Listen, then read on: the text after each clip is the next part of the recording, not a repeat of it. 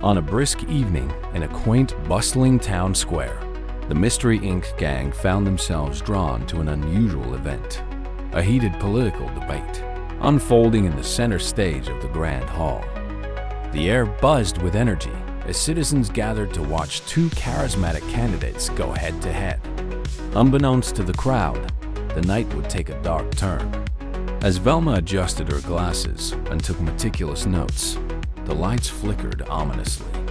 Suddenly, a ghastly apparition, the ghostly form of Trump, materialized on stage, pointing directly at Velma. "You've meddled for the last time," it bellowed before swooping down and whisking her away. Gasps erupted as the audience froze in terror. The scene was chaos. Daphne, ever composed even in the face of danger, grabbed Fred's arm. "We have to do something," she exclaimed. Fred nodded, his jaw set with determination.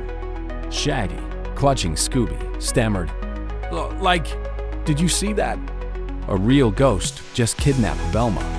Scooby whimpered in agreement, hiding behind his friend. Fred quickly took charge, scanning the stage for clues. Amid the confusion, Daphne's sharp eyes caught sight of a trail of golden dust leading away from the stage. "That's our first lead," she said, her voice resolute. As the gang followed the glittering trail, it led them to the backstage area of the hall, where they discovered signs of a hasty retreat, an overturned chair, a smashed microphone, and most curiously, a half-eaten burger. Shaggy's nose twitched. "Looks like someone left their midnight snack," he muttered. Scooby sniffed the air and barked, pulling Shaggy toward a nearby door marked "Staff Only." Fred examined the scene closely. "Whoever staged this wanted it to look supernatural," he said. "But ghosts don't leave fast food behind." The trail led them out of the hall and into the town's shadowy alleyways. The streets were eerily quiet, save for the distant hum of the debate continuing without its star audience. Daphne's heels clicked on the cobblestones as she clutched her flashlight. "This feels too orchestrated," she said, her voice cutting through the silence. "If someone wanted Velma out of the way, it has to be tied to what she knows." Fred nodded. Velma's research might have uncovered something big. "Let's keep moving." They finally reached a dilapidated theater at the edge of town, its marquee flickering faintly with the words "Closed for renovation." Scooby growled softly, his hackles raised. Fred pushed the heavy doors open, revealing a dusty interior filled with props, costumes, and old set pieces. Shaggy's eyes darted nervously around. "Why do I feel like we're walking into a trap?" he whispered. Fred raised a hand for silence, motioning for them to fan out. As they searched, the faint sound of Velma's voice echoed from somewhere deep within the building, calling for help. Their resolve hardened as they pressed forward, ready to face whatever lay ahead. The gang moved cautiously through the theater's labyrinth of shadowy corridors, their flashlights casting long, trembling beams of light. Dust hung heavy in the air, disturbed only by their footsteps and the faint sound of Velma's voice echoing from somewhere ahead. "Help! I'm in here!" her cry came again, faint but insistent. Daphne's grip on her flashlight tightened. "She's close," she said, her voice filled with determination. Fred nodded, his mind already mapping their next steps. "Stay sharp. Whoever's behind this won't make it easy for us." As they ventured deeper, Shaggy and Scooby lingered at the back, their nerves fraying with every creak and groan of the old building. Why couldn't we just wait outside? Shaggy whispered, clutching Scooby's fur. Scooby whimpered in agreement, his nose twitching nervously. Suddenly, Scooby stopped, sniffing the ground. "Raggy, Rook," he barked, pointing to a faint trail of crumbs leading toward a side door. Fred paused to inspect it. "Good work, Scoob," he said. "Looks like our kidnapper has a penchant for late-night snacks." The side door creaked open to reveal a small dressing room, its mirror shattered and costumes strewn across the floor. On the vanity, they found a hastily scribbled note. "Stay out of this, or you'll regret it." Daphne's brow furrowed, as she read it aloud. "Someone's getting desperate," she said, her tone unwavering. Velma's voice called out again, closer this time. "It's a diversion," Fred concluded. "They're trying to scare us off. Let's keep moving." Following the trail of crumbs, the gang arrived at the theater's grand stage. There, bathed in the eerie glow of a single spotlight, stood a life-size cardboard cutout of the ghostly figure they'd seen before. Fred approached it cautiously, his instincts on high alert. "It's a prop," he muttered, running his hand over the painted surface. Daphne examined the area around the stage, her sharp eyes catching a faint glimmer on the floor. "Gold dust," she said, holding up her find. "They've been here." As they pieced together the clues, a sudden crash echoed from the rafters above. Shaggy and Scooby jumped, clinging to each other. "Shikes! What was that?" Shaggy exclaimed. Fred looked up, his flashlight beam catching movement in the shadows. "We're not alone," he said grimly. The gang braced themselves as the sound of footsteps descended from the catwalk. "You meddling kids have gone far enough." A voice boomed, revealing the ghostly figure once again, its golden aura shimmering menacingly. But this time, Fred wasn't fooled. "It's just another trick," he said. "Let's unmask this mystery." The gang froze as the shimmering figure descended from the rafters, its golden aura pulsating with an otherworldly glow. "You shouldn't have come this far," it hissed, its voice reverberating through the theater. Daphne tightened her grip on Fred's arm, her eyes scanning for any clues to its true nature. Shaggy and Scooby huddled together, trembling but unwilling to flee. "Rah-rah," Scooby whimpered as the figure raised a hand, sending a gust of wind that extinguished their flashlights. In the darkness, Velma's voice rang out again, louder and more frantic. "It's a trap! Don't trust what you see!" Her warning seemed to embolden Fred, who stepped forward with the flashlight from his pocket. "You're not a ghost," he declared, his voice steady. "You're someone using tricks to scare people away." The figure hesitated for a fraction of a second before laughing, its golden aura flickering like a dying light bulb. "You think you've got it all figured out, don't you?" it taunted. Fred's confidence grew as he motioned for Daphne to flank the figure. "It's just theatrics," he whispered to her. "We need to find the source." Daphne nodded, her sharp instincts leading her to spot a small control panel hidden beneath a pile of props. "Got it," she said, carefully flipping the switches one by one. As she worked, the ghost form began to waver, its movements becoming erratic. "No, stop," it bellowed, its voice losing the menacing edge it once had. Meanwhile, Shaggy and Scooby followed their noses to a nearby trapdoor, partially hidden by a tattered curtain. "Like, I don't know about you, Scoob, but I'm getting some serious bad vibes here," Shaggy whispered. Scooby nodded, but his curiosity got the better of him. Together, they lifted the trapdoor to reveal a dimly lit tunnel. "Guys, over here," Shaggy called, his voice echoing through the cavernous space. Fred and Daphne rushed over, the flickering ghost now barely holding its form. With one final switch, Daphne disabled the ghost's illusion entirely, revealing a projector and an elaborate system of mirrors. "It was a setup," she said triumphantly. From the tunnel emerged a disheveled man, his face instantly recognizable from campaign posters scattered across the town. "Franklin McCoy?" Velma's voice carried disbelief as she emerged from the shadows, freed from her captor. "Why?" she demanded. The man sighed, his shoulders slumping. "I was losing the election," he admitted. "Scaring people was the only way I could draw attention to myself." Fred shook his head. "Well, you've got our attention now, and a lot of explaining to do." The gang stared down the dimly lit tunnel, its walls lined with exposed pipes and crumbling bricks. The faint hum of machinery echoed, adding an unsettling backdrop to the moment. "We need to see where this leads," Fred said, his voice resolute. Velma adjusted her glasses and nodded, her curiosity piqued. If McCoy went to such lengths to build this setup, there's more to this than just his failing campaign, she observed.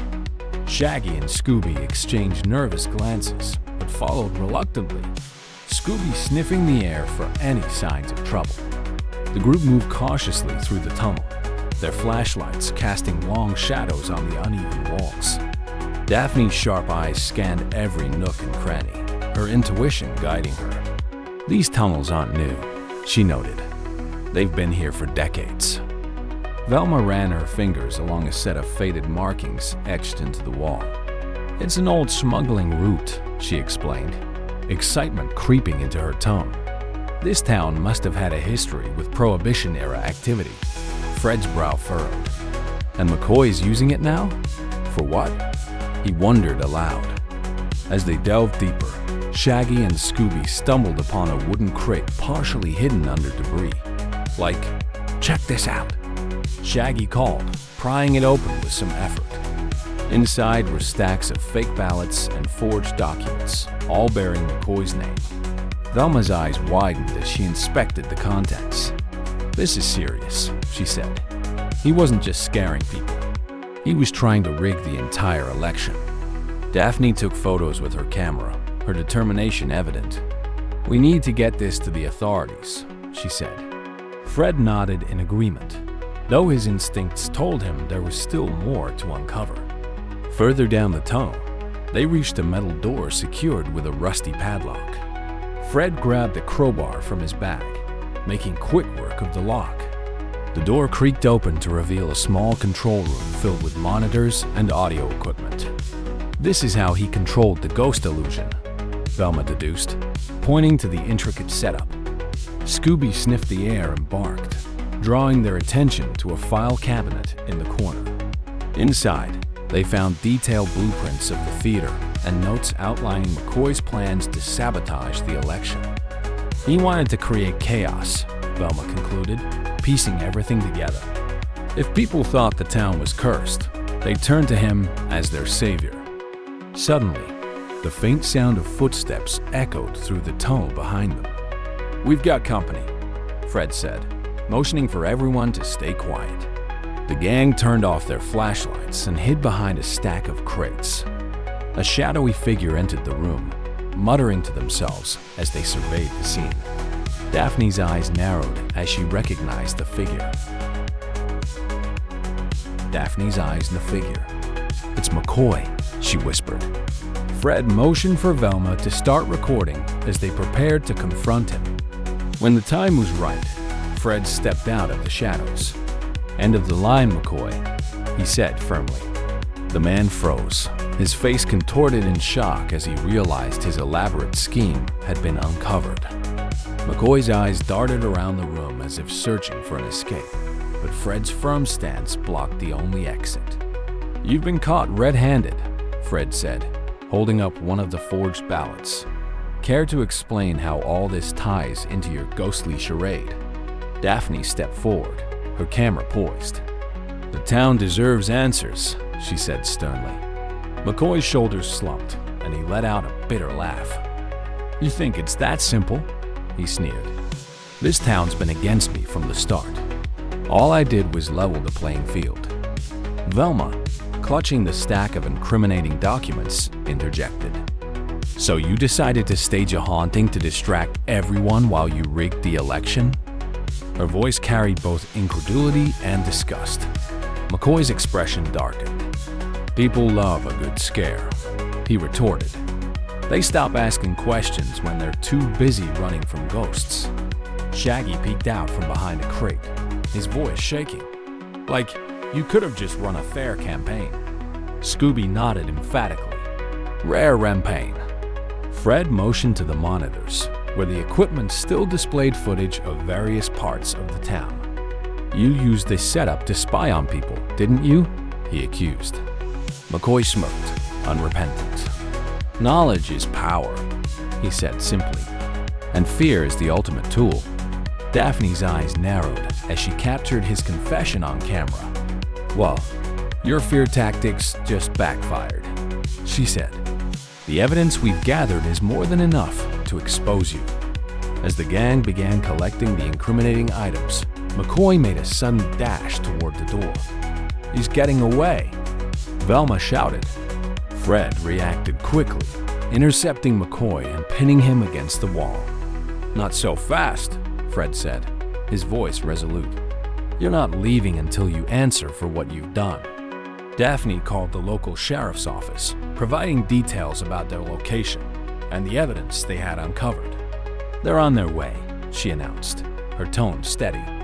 With McCoy restrained, Velma flipped through the documents one last time. "There's a list of accomplices here," she said, her expression grim. He wasn't working alone. Fred frowned, his grip on McCoy tightening.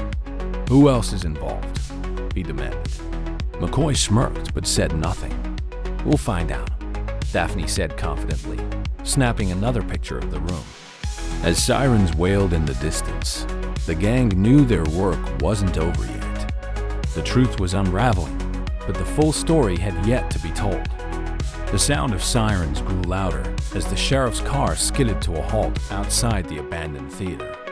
Officers stormed in, their flashlights slicing through the darkness.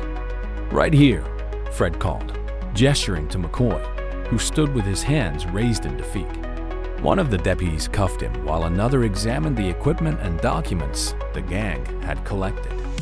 "This is quite the operation," the sheriff said, shaking his head. "You kids did a great job uncovering this." Velma handed over the stack of incriminating papers. "These should provide everything you need to charge him," she said, adjusting her glasses. Daphne added, "There are also accomplices listed in these documents. It's bigger than just McCoy." The sheriff's expression darkened as he flipped through the evidence. "We'll track down everyone involved," he promised. "But you've already saved this town from a major disaster." Outside the theater, the gang gathered under the first rays of dawn. Shaggy leaned against the mystery machine, clutching a steaming cup of coffee. "Man, I'm just glad we're done with all those ghosts," he said, his voice still tinged with lingering fear. Scooby barked in agreement, wagging his tail. "Agreed." Velma chuckled. "It wasn't a real ghost, Shaggy. Just a desperate politician trying to scare people into submission." Fred turned to the group, his expression proud. "We solved another mystery, and we've helped the town see the truth. That's what matters." Daphne smiled, leaning against the van. "And we've got everything on record. McCoy's confession, the forged ballots, and the rigged ghost setup.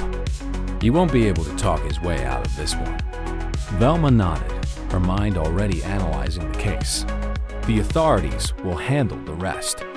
But I'm curious to see how deep this conspiracy goes." As the gang piled into the mystery machine, ready to head back to their normal lives, Shaggy's stomach growled loudly. "Like, can we stop for pancakes on the way home?" he asked, earning a laugh from everyone. "Haha, pancakes," Scooby added enthusiastically. Fred started the engine, the sound of the van's hum signaling the end of their latest adventure.